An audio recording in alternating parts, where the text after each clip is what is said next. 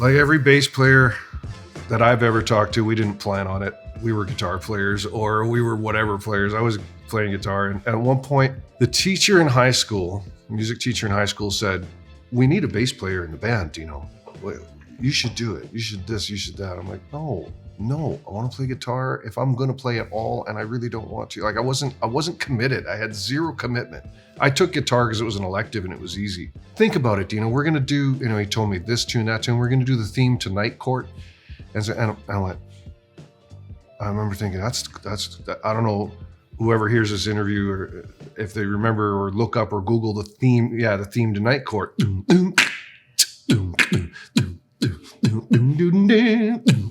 It's so freaking, it's meaty, it's cool, it's got this stuff going on, and I had no idea how to play it. I'm like, okay, you got me. Okay, but I'll just this semester, which I guess it's a very long semester. It's been decades, same semester. My sister wanted to play the organ, and since we're getting my sister lessons, she's older than me. Then we're gonna get Dino lessons, and I was somewhere around 6 or 8 years old, 7 years. I was, too small to reach the pedals on an organ. Right? I cheated a lot. So what would happen is the teacher would come in and show my sister how to, do stuff with read and do all these things. Then she'd come in and show me, and instead of me reading or ever bothering to learn to read, the page was in front of me. She'd sit there and she'd play it, like whatever it was, like Yellowbird. She'd play it. So I'd look at her hands, I'd hear the melody, and I'd memorize it right there. And I'd sit there and I'd try and play it back. And I'd get like 60 or 70% of it on the first go. Just going like fumbling through, blah, blah, blah. And the whole time looking like I'm reading the page. So what I didn't know was that I was training myself for a future of using my ear. I didn't know that. I was doing it because I didn't want to read. In the late 90s, and God rest his soul, there was a fellow by the name of Ruben Landers who used to play here in Vancouver. And what happened was he hired me because of whatever happened to his bass player, couldn't, whatever. And I walk in to play and I didn't have a lot of jazz charts in my head. But we were going to be doing jazz at Capone's, and I'm like, okay. Well, this guy, he didn't, how do I say this? When he played piano, it was like he was eating the music. But I had spent so much time playing, jazz that was like wallpaper jazz. You weren't supposed to, even if it's sensitive, you weren't supposed to really give it. You're supposed to kind of hold back because you're wallpaper music, right? But here's this guy giving it, even if it's something as Song for My Father. And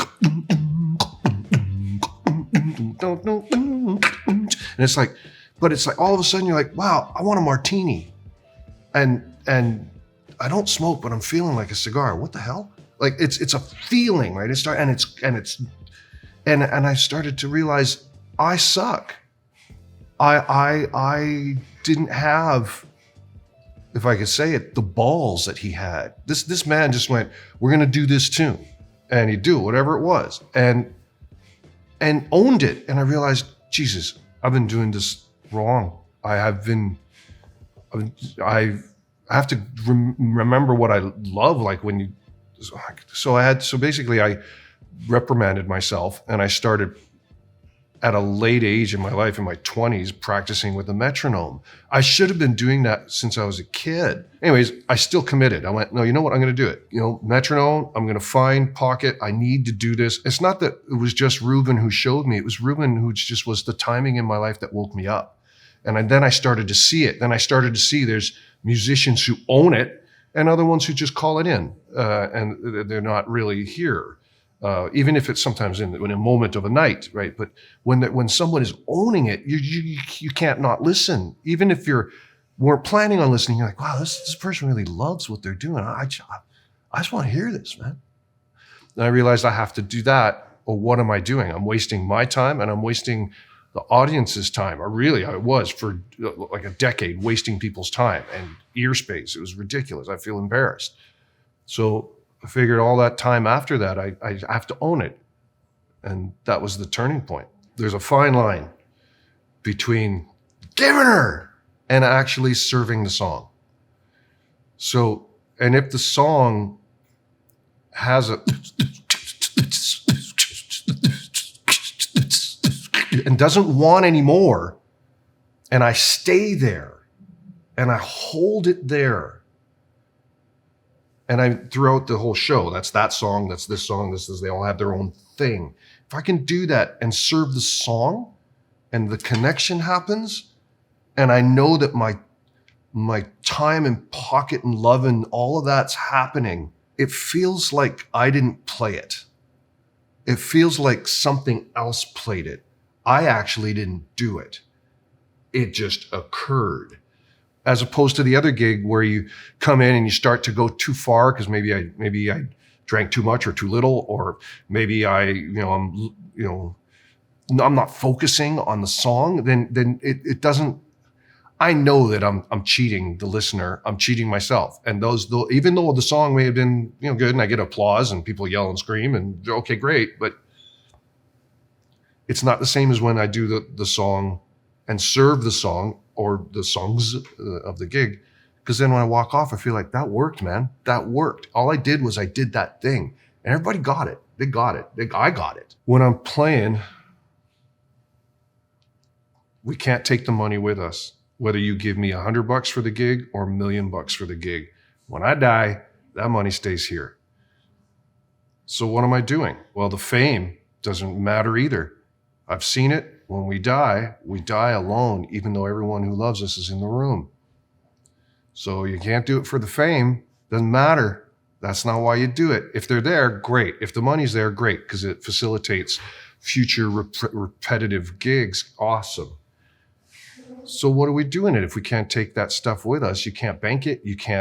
There's no hearse being followed by an armored car. So I have to do it for like a higher ethereal thing, feeling, reason. You can feel it when it's right, when you're there and there's some sort of, I'm going to put it into words, and please, whoever hears this, excuse the fact that I'm going to sound, spiritual or religious if you're not, but there's a connection to some sort of higher power that can happen. And when it happens, it's so fucking right. It's so good.